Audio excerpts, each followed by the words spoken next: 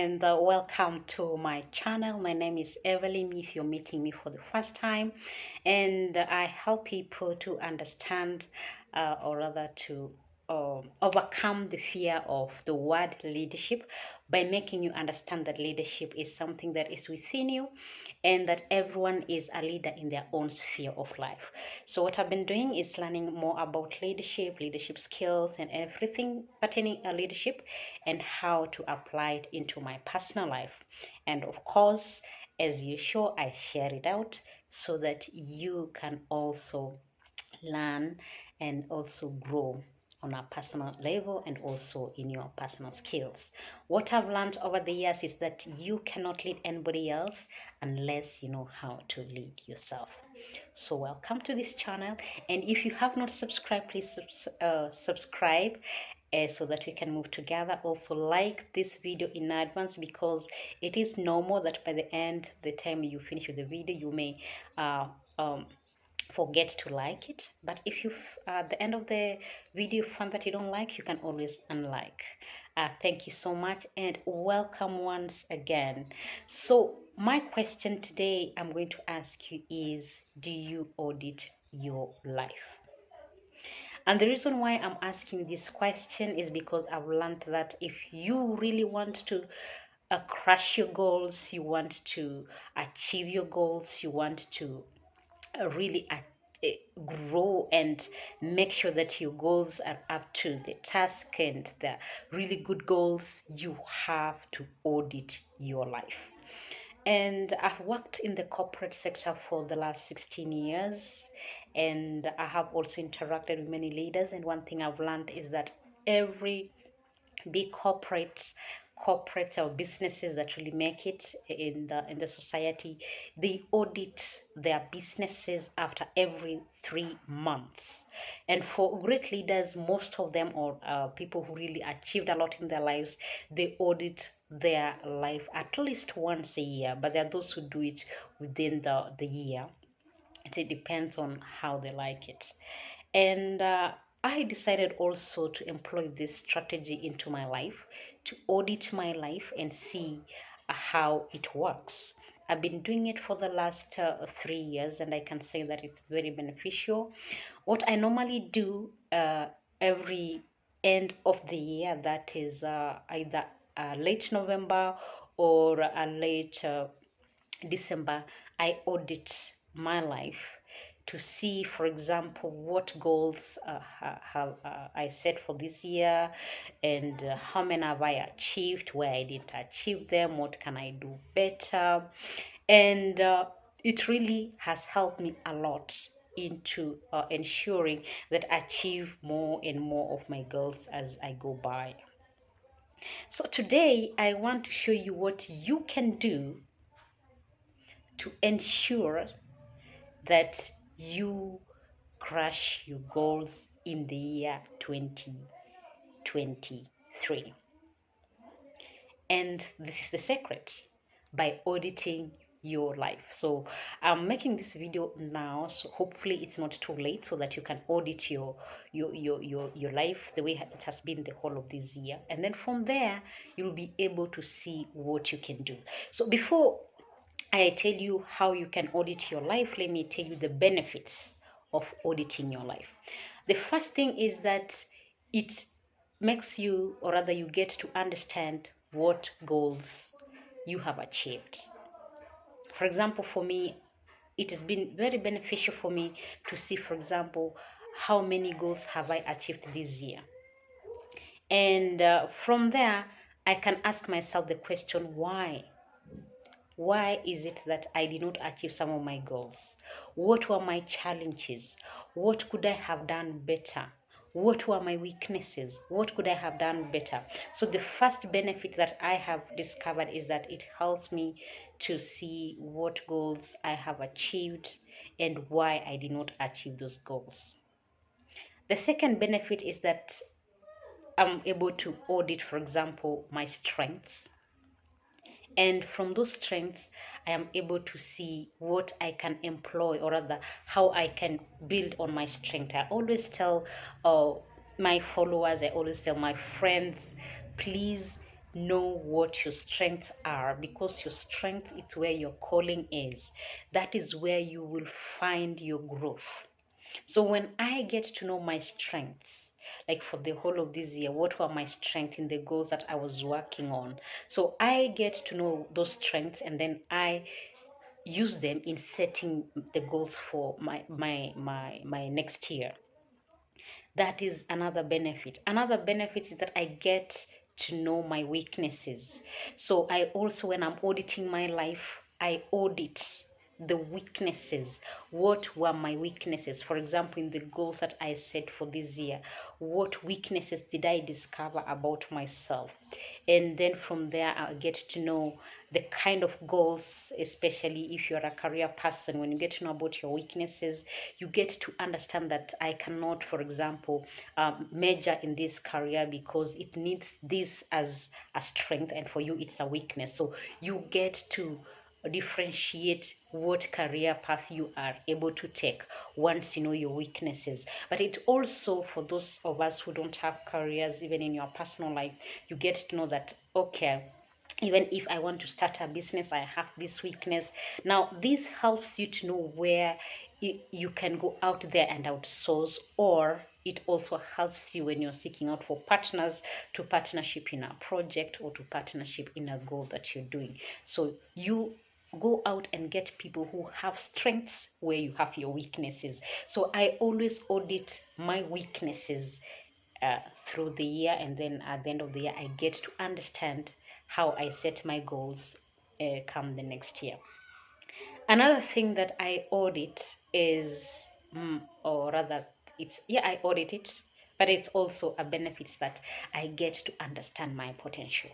And I also get to discover myself.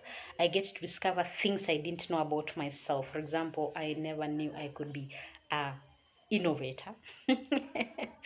Okay, I'm not saying that. And then sometimes we think that innovation has to be something very big, but I came to realize that I can be an innovative person, even if something small.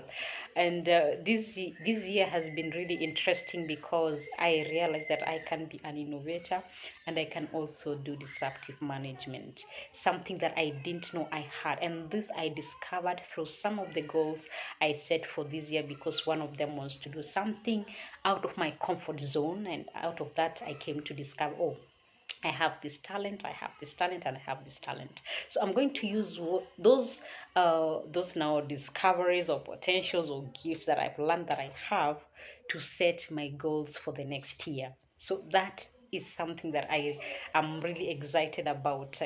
I am, and I'm going to ride on it. Another thing that I audit, and it's also a benefit, I get to audit my circle. And this is something I think I should have started doing a long time ago. And I'm always will encourage you to audit your circle, the people who you interact with, either in your church, at home, in the society, or at your place of work, the people you network with. Audit your circle. Is this the kind of people you want to stay with? Are they positive thinkers? Do they push you? Do they make you grow? Do they bring you down? And then from there, I'm able to tell if I want to grow my circle, or do I want to drop some people from my circle, or do I want to recruit more people into my circle, depending on the kind of goals that I really want to pursue. So I also audit my circle, and then for my circle I get to understand what were the benefits I got from the circle that I've had the whole of this year. What were the demerits that were in the circle that I had this year? What can I change about my circle? What do I want my circle to look like? So that's also something that I audit, and it's also very beneficial. And then another thing that I audit is my thinking. I audit my thinking in terms of situations that have happened, or occurrences that have happened in my life, and the decisions that I've made, or the changes that have come into my life. I ask myself the questions, for example, what were the major occurrences that happened in my life? How did I approach these circumstances? Was I passive about what was going on? Did I have negative thoughts or a negative perspective? Did I have a positive attitude towards the approach of this? How was my thinking? How was I a positive thinker? Was I a negative thinker? And sometimes I even straight to audit, even when nothing was happening, how generally I have been the whole of that year. And I ask myself, the way I've been looking at things, has it been positive or has it been negative? What was the benefit of me being a positive thinker? What was the benefit, or what was the demerits of me being a negative thinker or being a passive thinker? And then from there, even was I thinking critically, and how it has benefited me? So from there, I make a decision on how I want to direct my thinking in the next year. Now that will be in 2022, and I'm encouraging you to do this because it's going to be very, very important in setting up your goals, because the more positive you are, the more you grow. Mm. You situations do come, and sometimes negativity is normally comes around, but how do we fight that negativity? So I also audit the way I think. Another thing that I check also is, or I audit in my life is, did I learn anything new the whole of this year?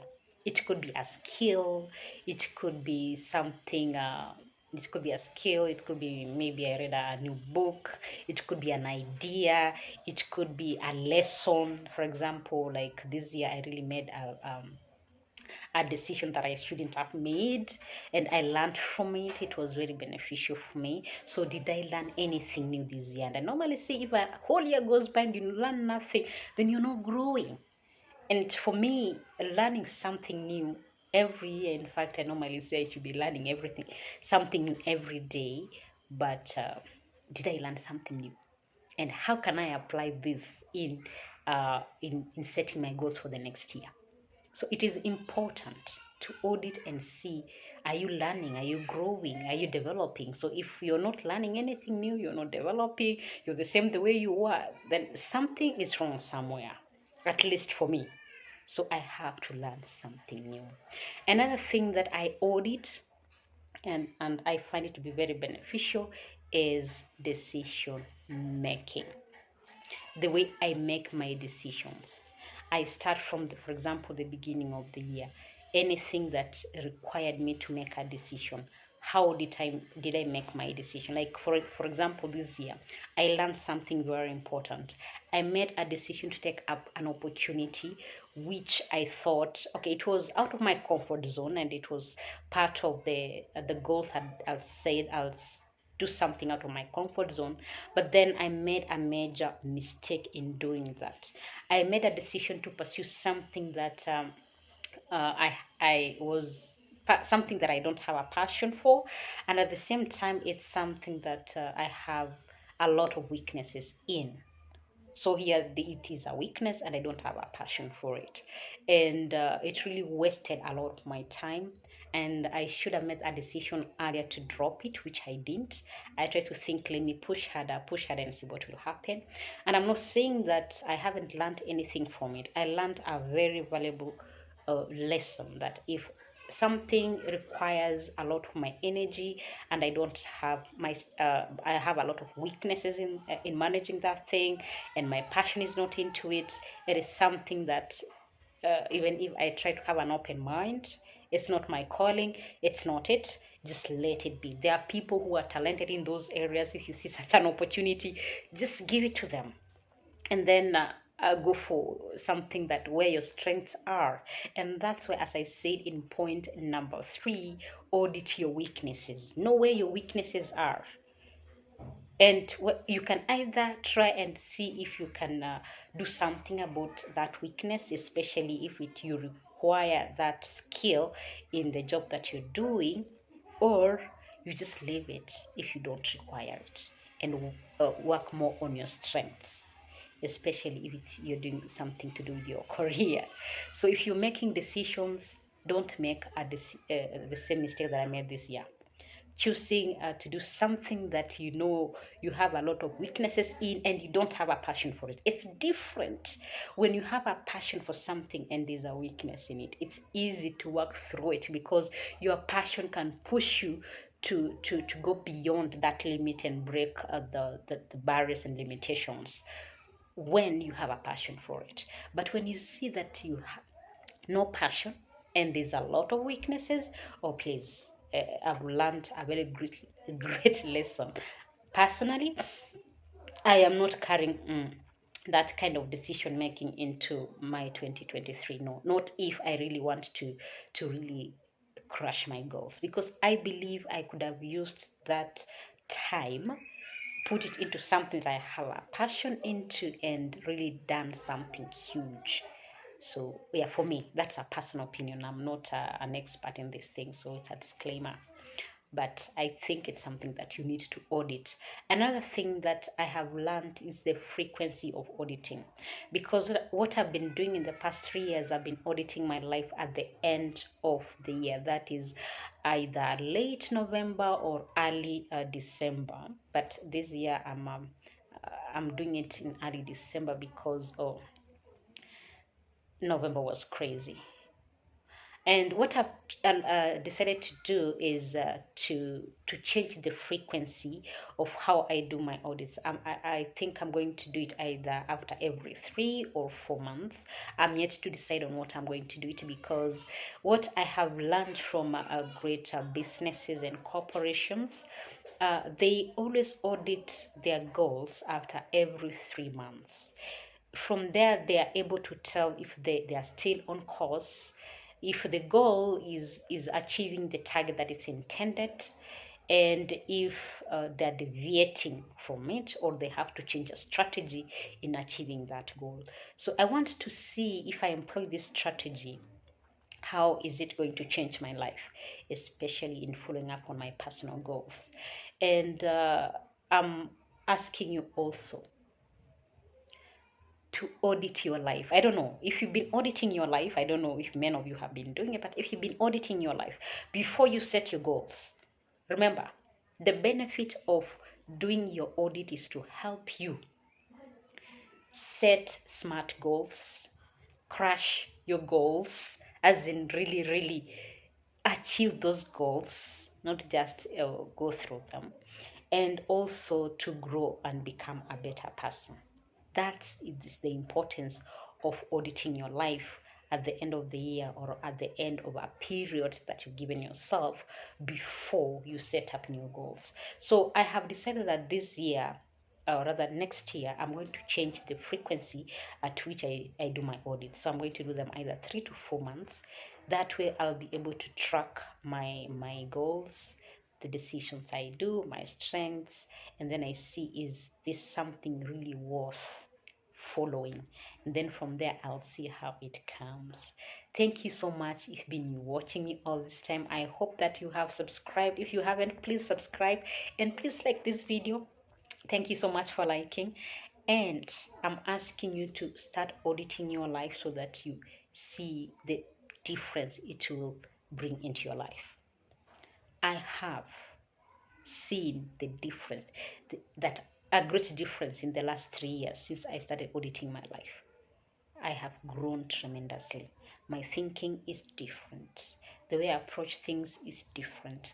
My confidence has grown to another level, and I can easily do things that I never thought I would do before. I don't want to make this video too long. I don't like making very long videos. But what I want you to comment in below is, have you been auditing your life? And if you have been auditing your life, what are the benefits that you've seen of auditing your life? And what lessons have you learned from it? And what can you advise us to do in the process of auditing your life? What's the best way of, for example, auditing my life, so that we can grow together. Remember, from here, motivation and leadership, I love you so much. And I'm telling you this, and I always will tell you, you are a great leader, because I believe everyone is a leader in their sphere of life. It doesn't matter where you are, and you have a lot of potential, and you're a great person. I'm asking you to believe in yourself as much as I do. Thank you, and see you next time.